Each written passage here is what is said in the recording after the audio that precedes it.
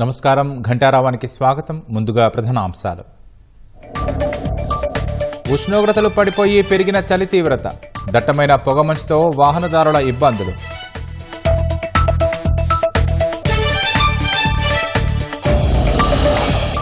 Guntur deputy mayor తీరుపై ఉద్యోగుల ఆగ్రహం, మున్సిపల్ కమిషనర్పై దురుసుగా మాట్లాడారంటూ మండిపాటు.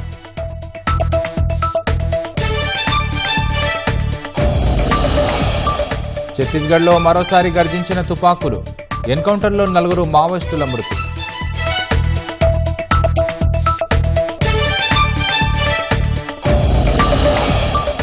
మనుషులకు రిప్లై ఇస్తున్న ఏఐ సాంకేతికత కలిగిన రోబో, ఒంటరి సమయాల్లో తోడుగా ఉండేలా ఆరియా రూపకల్పన.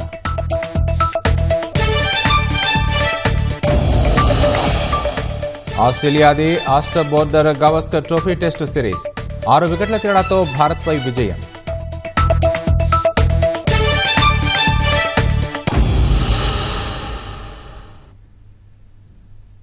రాష్ట్రంలో ఉష్ణోగ్రతలు కనిష్ట స్థాయికి పడిపోవడంతో చలి పంజా విసురుతోంది. తీవ్రమైన చలితో ప్రజలు ఇబ్బందులు పడుతున్నారు. పొగమంచు దట్టంగా కమ్మేయడంతో వాహన రాకపోకలకు అంతరాయం ఏర్పడింది. అన్నమయ్య జిల్లాలో 9 గంటలు దాటినా మంచుతెరలు వీడలేదు.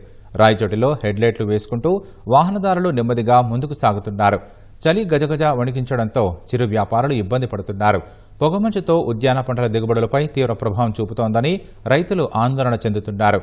పూత దశలో ఉన్న మామిడిపైన మంచు దెబ్బ పడుతోందని కలవరపడుతున్నారు.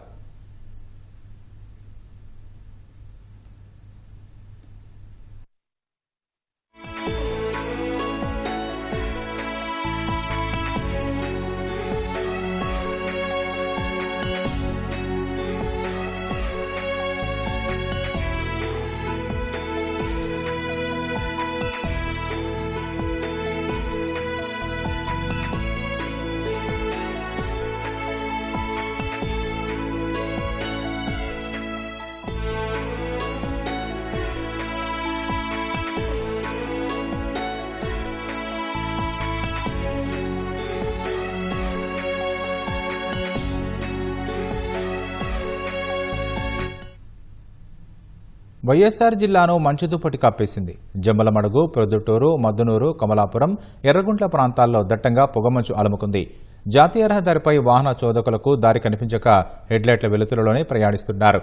ప్రజలు మంటలు వేసుకుని చలి కాచుకుంటున్నారు. మంచు ప్రభావంతో ప్రమాదాలు జరిగే అవకాశముందని కొంతమంది చోదకులు వాహనాలను నిలిపేశారు.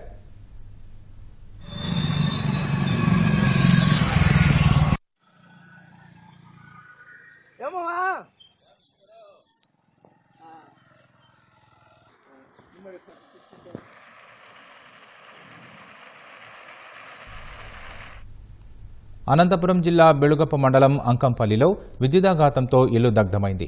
అంకంపల్లికి చెందిన కాటువప్ప ఉదయాన్ని కుటుంబ సభ్యులతో కలిసి పొలం పనులకు వెళ్లారు. ఇంట్లో విద్యుత్ తీగల నుంచి మంటలు రావడంతో ఇరుగు పొరుగు వారు గుర్తించి కుటుంబ సభ్యులకు సమాచారం అందించారు. కాటువప్ప పొలం నుంచి వచ్చేసరికి ఇంట్లో ఉన్న వస్తువులు, ఫ్రిడ్జ్, టీవీ, దుస్తులు, నిత్యావసర సరుకులు ఇలా అన్ని పూర్తిగా కాలి బూడిదయ్యాయి. సర్వస్వం కోల్పోయామని బాధితులు లబోదిబోమంటున్నారు. ప్రభుత్వమే ఆదుకోవాలని కోరుతున్నారు.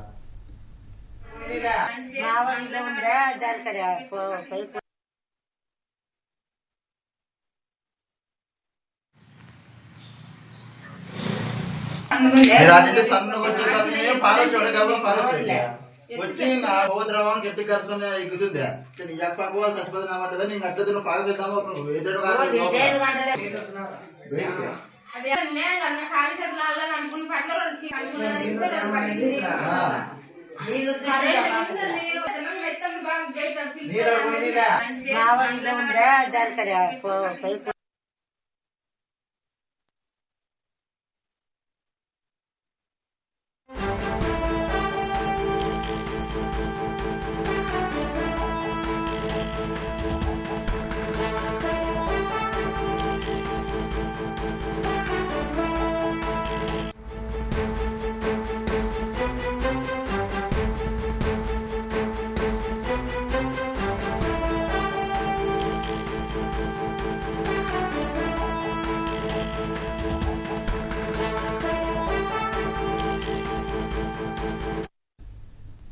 తాజా అంశాన్ని చూస్తున్నాం. సంధ్య థియేటర్ తొక్కిసలాట కేసులో బెయిల్ పొందిన అల్లు అర్జున్ కు కోర్టు నిబంధనల మేరకు ఇవాళ హైదరాబాద్ చిక్కడపల్లి పోలీస్ స్టేషన్ ముందు హాజరు కానున్నారు.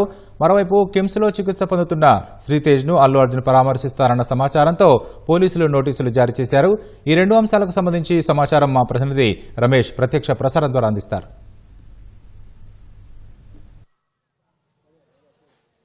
సంధ్య థియేటర్ తొక్కిసలాట కేసులో అల్లు అర్జున్కి బెయిల్ వచ్చిన సంగతి తెలిసిందే. అయితే నాంపల్లి కోర్టు షరతులతో కూడిన బెయిల్ మంజూరు చేసిన నేపథ్యంలో కూడా అయితే ఈ రోజు చిక్కడపల్లి పోలీస్ స్టేషన్లకు విచారణకు హాజరు కావాలని చెప్పి కూడా దాంట్లో షరతులకు కూడా వెల్లించిన సంగతి తెలిసింది. అయితే మొత్తం 4 షరతులు విధించడం జరిగింది. ముందస్తుగానే ఇటు ముందస్తు అనుమతి లేకుండానే దేశం దాటి విడిచి వెడిపోతూ తర్వాత 50,000కు సంబంధించి కూడా 2 పూచీకత్తాలకు సంబంధించి కూడా సమర్పించాలని చెప్పి కూడా కోర్టు అయితే కోరడం జరిగింది. అదేవిధంగా ప్రతి ఆదివారం ఉదయం 10 గంటల నుంచి మధ్యాహ్నం 1 గంట వరకు మధ్యలో ఏదైనా ఒక సమయంలో కూడా చిక్కడపల్లి పిఎస్ పోలీసుల ఎదుట హాజరు కావాలని చెప్పి కూడా నాంపల్లి కోర్టు ఆదేశాలు జారీ చేయడం జరిగింది. అయితే ఈ నేపథ్యంలోనే మొదటిసారి మరొకసారి అంటే ఈ రోజు ఆదివారం కావడంతో కూడా 10 గంటల సమయంలో అతను చిక్కడపల్లి పోలీస్ స్టేషన్కి వస్తున్నారని చెప్పి కూడా పోలీసులకు సమాచారంతో కూడా ఇటు చిక్కడపల్లి పోలీస్ స్టేషన్ వద్ద భారీగా పోలీసులు అయితే బందోబస్తు అయితే ఏర్పాటు చేయడం జరిగింది. ఎవరిని కూడా అంటే ఇటువైపు రాకుండా కూడా భారీగేట్లు ఏర్పాటు చేసి ఇటు అభిమానులను కానీ తర్వాత ఇతర ఎవరిని కూడా ఈ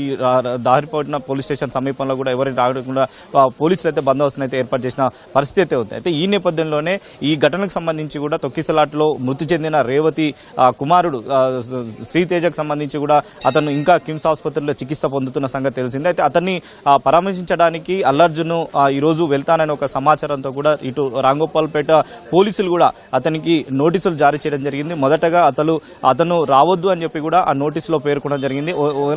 వచ్చినట్లయితే ఖచ్చితంగా పోలీసులు సూచనల మేరకు అతనికి సంబంధించి కూడా నడుచుకోవాలి, పోలీసులు ఏ విధంగా గైడ్లైన్స్ ఇచ్చడం జరిగింది, దాని ఆధారంగా కూడా కిమ్స్ ఆసుపత్రికి రావాలని చెప్పి కూడా నోటీసులో పేర్కొన్నట్లు కూడా తెలిసింది. అయితే కొద్దిసేపటి కిందనే రాంగోపేట పోలీస్ ఎస్ఐ జూబ్లీస్ లోని తన నివాసం ఇంటికి వెళ్లి తర్వాత నోటీసులు అయితే ఇవ్వడం జరిగింది. ఆ నోటీసులో పలు అంశాలను కూడా సూచిస్తూ కూడా ఇటు తనను పరామర్శించక రావద్దు అని చెప్పి కూడా పోలీసులు ఒక విజ్ఞప్తి అయితే చేస్తున్నారు. ఎందుకంటే అతను వస్తున్న నేపథ్యంలో కూడా ఏదైనా ఘటన జరగవచ్చు అని చెప్పి ఒక అనుమానంతో కూడా పోలీసులు అయితే ఆ నోటీసులో పేర్కొన్నట్లయితే ఒక సమాచారం అవుతుంది. దాని నేపథ్యంలోనే ప్రస్తుతం ఈ కేసులకు సంబంధించి కూడా బెయిల్ పైన కండిషన్ బెయిల్ ఏవైతే ఉన్నాయో వాటికి సంబంధించి కూడా మరి కాసేపట్లో కూడా చిక్కడపల్లి పోలీస్ స్టేషన్కి అయితే రాబోతున్నారు. ప్రస్తుతం అయితే అతని నివాసం నుంచి ప్రస్తుతం బయలుదేరిన పరిస్థితి అయితే ఉందని చెప్పవచ్చు. మరి కాసేపట్లో కూడా చిక్కడపల్లి పోలీస్ స్టేషన్కి వచ్చి తర్వాత బెయిల్ సంబంధించి కూడా ఏవైతే కండిషన్స్ ఉన్నాయో ఆ కండిషన్ సంబంధించి కూడా ఇటు నిన్న షూరిటీ నాంపల్లి కోర్టులో సమర్పించడం జరిగింది. ఆ కండిషన్ సంబంధించి పత్రాలను కానీ తర్వాత అతనికి సంబంధించిన సిగ్నేచర్లు కూడా ప్రతి ఆదివారం కూడా ఆ పోలీస్ స్టేషన్లో సంతకం చేయాలని చెప్పి కూడా ఇటు నాంపల్లి కోర్టు ఆదేశించింది. కాబట్టి ఆ మేరకు మరి కాసేపట్లో కూడా పోలీస్ స్టేషన్కి అయితే వచ్చే అవకాశం ఉంది. అయితే ఇప్పటికే ఈ ఘటనకు సంబంధించి మృతి చెందిన రేవతి కుటుంబానికి ఈ పుష్ప2 చిత్ర యూనిట్కి సంబంధించి ఎవరైతే చిత్ర యూనిట్కి సంబంధించిందో పరిహారం కూడా ప్రకటించిన సంగతి తెలుస్తుంది. ప్రస్తుతం అయితే ఈ కేసులో ఇంకా అల్లు అర్జున్కి సంబంధించి మరి ఈ సడలింపులు ఏవైతే ఉన్నాయో ఈ షరతులు ఏవైతే ఉన్నాయో ఆ షరతులకు సంబంధించి కూడా మరొకసారి నాంపల్లి కోర్టులో కౌంటర్ దాఖలు చేసి తర్వాత ఈ సడలింపులకు సంబంధించి కూడా కోరే అవకాశాలు అయితే కనపడుతున్నాయి. ఇప్పటికే అంటే అతనికి సంబంధించి కూడా ఏదైనా సినిమా షూటింగ్ సమయంలో తనను విదేశాలకు వెళ్లాల్సి వచ్చినట్లయితే వస్తుంది. కాబట్టి ఆ సమయంలో కూడా ఆ సడలింపులు కూడా లేకుండా చేయాలని చెప్పి కూడా వాళ్ళు అడ్వకేట్ వాళ్ళ తరఫు న్యాయవాదులు అయితే ప్రస్తుతం అయితే కౌంటర్ దాఖలు చేసి కోర్టును అయితే కోరే అవకాశాలు అయితే కనపడుతున్నాయి. మరి కోర్టుకు సంబంధించి కూడా అంటే వాదనలు జరిగిన తర్వాత ఆ సడలింపు ఇస్తుందా ఇవ్వదా అనేది చూడాలి. ప్రస్తుతం అయితే ఈ కేసులో ఛార్జ్షీట్ దాఖలైనంత వరకు కూడా ప్రతి ఆదివారం ఉదయం 10 గంటల నుంచి మధ్యాహ్నం 1 గంట సమయంలో కూడా అతను చిక్కడపల్లి పోలీస్ స్టేషన్కి వచ్చి ఇటు పోలీసుల ఎదుట హాజరు కావాలని చెప్పి కూడా నాంపల్లి కోర్టు ఆదేశాలు ఇచ్చింది. కాబట్టి 2 రోజుల కిందనే బెయిల్ మంజూరు చేసింది. ఆ తీర్పు కూడా వెల్లడించడం జరిగింది. ఈ నేపథ్యంలో మొదటిసారి ఈ రోజు ఆదివారం కావడంతో కూడా ప్రస్తుతం మరి కాసేపట్లో కూడా అతను చిక్కడపల్లి పోలీస్ స్టేషన్కి వచ్చి అతను ఇటు ఇక్కడ బెయిల్కి సంబంధించి ఫార్మాలిటీ వాటిని సంతకం చేసి ఇక్కడ నుంచి అయితే వెనుదిరిగే పరిస్థితి అయితే నెలకొందని చెప్పవచ్చు. Vote studio. ఛత్తీస్గఢ్లో మావోయిస్టుల ఏరివేత కొనసాగుతోంది. బస్తర్ రీజియన్లో భద్రతా బలగాలతో జరిగిన ఎదురుకాల్పుల్లో 4 నక్సలైట్లు మృతి చెందారు. జిల్లా రిజర్వ్ గార్డు దళానికి చెందిన ఒక హెడ్ కానిస్టేబుల్ కూడా ఎన్కౌంటర్లో మరణించినట్లు పోలీసులు తెలిపారు. నారాయణపూర్ దంతెవాడ సరిహద్దుల్లోని అబూజ్మడ అడవుల్లో భద్రతా బలగాలు నక్సల్ వ్యతిరేక ఆపరేషన్ నిర్వహిస్తుండగా మావోయిస్టులు ఎదురుపడ్డారు. పరస్పరం ఎదురుకాల్పులకు దిగగా నలుగురు నక్సల్స్ సహా హెడ్ కానిస్టేబుల్ సెన్ను కరం చనిపోయారు. ఘటనా ప్రాంతం నుంచి AK-47 సహా ఆటోమేటిక్ సెల్ఫ్ లోడింగ్ రైఫిల్స్ ను పోలీసులు స్వాధీనం చేసుకున్నారు. ప్రస్తుతం ఆ ప్రాంతంలో మావోయిస్టుల కోసం గాలింపు చర్యలు కొనసాగుతున్నాయి. దేశవ్యాప్తంగా ఉన్న హిందూ ఆలయాలకు స్వయం ప్రతిపత్తి ఇవ్వాలన్న డిమాండ్తో విశ్వ హిందూ పరిషత్ విజయవాడలో హైందవ శంఖారావాన్ని పూరించనుంది. ఇవాళ మధ్యాహ్నం 12 గంటల నుంచి మొదలయ్యే బహిరంగ సభకు కేసరపల్లి వద్ద సుమారు 30 ఎకరాల విస్తీర్ణంలో ఏర్పాట్లు పూర్తయ్యాయి. సుమారు 2 లక్షల మందికి పైగా సభలో పాల్గొనేలా ఆహ్వానాలు అందజేశారు. బహిరంగ సభలో పాల్గొనేందుకు ప్రత్యేక బస్సులు, రైళ్లలో భారీగా విజయవాడకు తరలివస్తున్నారు. కేంద్ర మంత్రి శ్రీనివాస వర్మ, బీజేపీ రాష్ట్ర అధ్యక్షురాలు పురంధేశ్వరి, స్థానిక ఎమ్మెల్యేలు ఏర్పాట్లను పర్యవేక్షించారు. హిందూ ఆలయాల పరిరక్షణపై సభలో చర్చించి డిక్లరేషన్ చేయనున్నారు. హిందువులంతా ఏకమై దేవాలయాల పరిరక్షణకు కదలి రావాలని నిర్వాహకులు పిలుపునిచ్చారు. హైందవ శంఖారావం సదస్సుకు విజయవంతం చేయాలని కోరుతూ ఎన్టీఆర్ జిల్లాలో హిందూ సంఘాల ఆధ్వర్యంలో భారీ బైక్ ర్యాలీ నిర్వహించారు. హైందవ శంఖారావంలో పాల్గొనేందుకు కడప నుంచి దాదాపు 1100 మంది ప్రత్యేక రైలులో వెళ్లారు. హిందూ దేవాలయాలు విముక్తి కావాలి, స్వయం ప్రతిపత్తి హిందూ దేవాలయాలకు అందించి చట్ట సవరణ చేసి హిందువులకు దేవాలయ వ్యవస్థను అప్పగించాలి అన్న ఏకైక ఉద్దేశంతో ప్రారంభించిన ఈ జాతీయ ఉద్యమం ఆంధ్రప్రదేశ్లో ప్రారంభం కావడం, అది విజయవాడ నుంచి ఈ హైందవ శంఖారావాన్ని పూరించే అదృష్టం ఆంధ్రప్రదేశ్కి అందడం, ఇది ఎంతో ఆనందాన్ని వ్యక్తం చేస్తున్నాం. ఇది ఒక గొప్ప పెనుమార్పు కాబోతోంది దేశంలో. ఈ జాతీయ ఉద్యమంలో ప్రతి ఒక్కరూ పాలు పంచుకుంటున్నారు. హిందూ దేవాలయాలు విముక్తి కాకపోతే హిందువులకి ఇక మనుగడ ఉండదు. కాబట్టి అన్ని మతాలు వారి వారి ప్రార్థనా మందిరాలను నిర్వహించుకునే స్వేచ్ఛ ఉన్నప్పుడు స్వతంత్రం వచ్చి 77 సంవత్సరాలైన భారత రాజ్యాంగ చట్టంలో 12, 25, 26 ఆర్టికల్స్ ఒక మతానికి సంబంధించిన ఆంతరంగిక విషయాల్లో జోక్యం చేసుకోకూడదు ప్రభుత్వాలను తెలియజేస్తున్నా. ఇంకా దేవాలయ వ్యవస్థని తమ చేతిలో ఉంచుకుని హిందూ సమాజాన్ని అణిచివేసేటటువంటి కార్యక్రమాలు ఇక ముందు సాగనీయము. మన హిందూ దేవాలయాలు హిందువులే నిర్వహించుకునేటట్లుగా స్వామీజీలు లేకపోతే హిందూ సంస్థలు ప్రతినిధులు హిందూ దేవాలయం నిర్వహించుకునే అవకాశాన్ని ప్రభుత్వం కల్పించాలి. ఈ దేవాదాయ శాఖ పక్కకు వెళ్ళిపోవాలి. స్వచ్ఛందంగా వెళ్ళిపోయి హిందువులకు అప్పచెప్పుకుంటే హిందువులకు ఏమి కావాలో, హిందువుల దేవాలయాల్ని ఎలా నడిపించుకోవాలో సాధు సంతులు, హిందూ సంఘాలు నిర్వహించుకోవడానికి సిద్ధంగా ఉంటూ కొన్ని తీర్మానాలు చేయడం జరుగుతుంది. ఇది మన కర్తవ్యం, మన కార్యక్రమం అనే ఆలోచనతో ప్రతి ఒక్కరు కుటుంబ సమేతంగా కార్యక్రమాల్లో పాల్గొని మీ అందరూ కూడా తరించి సభని విజయవంతం చేయాలని మరీ కోరుతున్నాము. విజయవాడలో నిర్వహించనున్న హైందవ శంఖారావానికి రాష్ట్ర నలుమూలల నుంచి హిందువులు తరలివస్తున్నారు. బహిరంగ సభలో పాల్గొనేందుకు అంబేద్కర్ కోనసీమ జిల్లా నుంచి వందలాది బస్సుల్లో హైందవులు విజయవాడ తరలివస్తున్నారు. హైందవ ధర్మం వర్ధిల్లాలి, హిందూ దేవాలయాలను పరిరక్షించాలంటూ నినాదాలు చేశారు.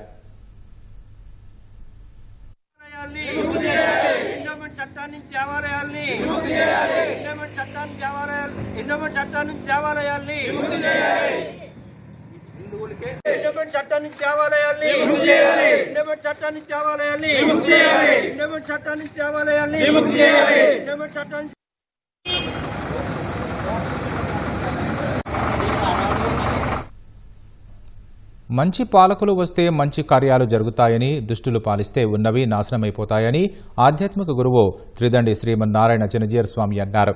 విజయవాడ ఆటోనగర్లోని ప్రముఖ న్యాయవాది గొట్టిపాటి రామకృష్ణ ప్రసాద్ నివాసంలో ఏర్పాటు చేసిన కార్యక్రమంలో భక్తులను ఉద్దేశించి అనుగ్రహ భాషణం చేశారు.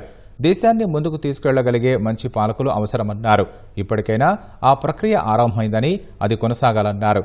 దేశ కరెన్సీ విలువ దిగజారిపోవడానికి అసమర్థ పాలకుల విధానాలే కారణమని దుయ్యబట్టారు.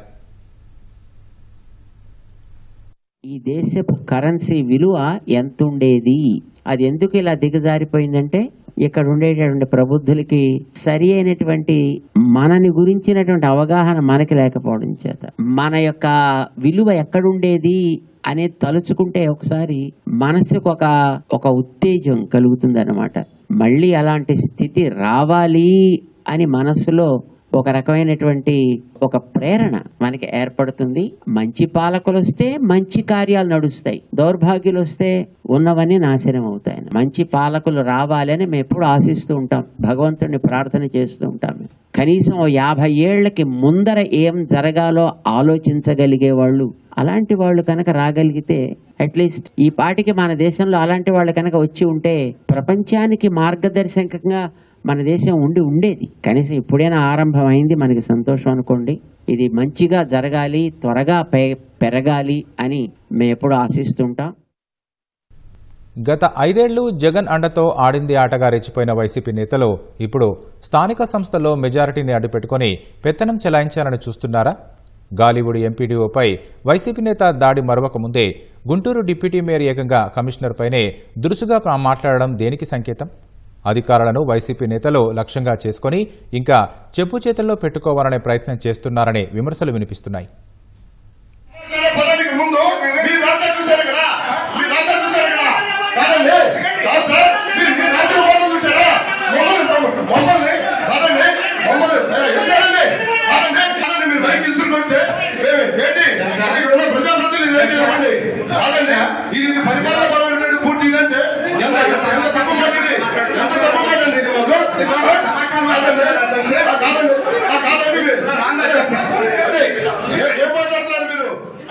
ఇది గుంటూరు నగరపాలక సంస్థ సర్వసభ్య సమావేశంలో మున్సిపల్ కమిషనర్కు ఎదురైన పరిస్థితి.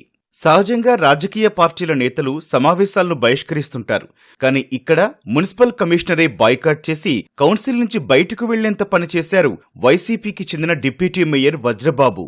కార్పొరేషన్ ఫిక్స్డ్ డిపాజిట్లపై వైసీపీ కార్పొరేటర్ రోషన్ వేసిన ప్రశ్నకు కమిషనర్ పులి శ్రీనివాసులు సమాధానమిచ్చారు. దీనిపై డిప్యూటీ మేయర్ వజ్రబాబు జోక్యం చేసుకుని సిగ్గుండాలంటూ నోరు పారేసుకున్నారు. కమిషనర్ అభ్యంతరం తెలపగా ఏం తమాషాలు చేస్తున్నారా అంటూ ఆయన్ను గద్దించారు వజ్రబాబు. డిప్యూటీ మేయర్ మాట తీరు సరిగా లేదంటూ కమిషనర్ పులి శ్రీనివాసులు ఆక్రోశంతో కౌన్సిల్ సమావేశాన్ని బహిష్కరించి వెళ్లిపోయారు. అధికారులు కూడా కమిషనర్కు సంఘీభావం తెలిపారు. కమిషనర్కు వజ్రబాబు క్షమాపణ చెప్పాలంటూ సమావేశ మందిరం బయట ఆందోళనకు దిగారు. అధికారులతో వజ్రబాబు తరచూ అమర్యాదగా మాట్లాడుతున్నారని మండిపడ్డారు.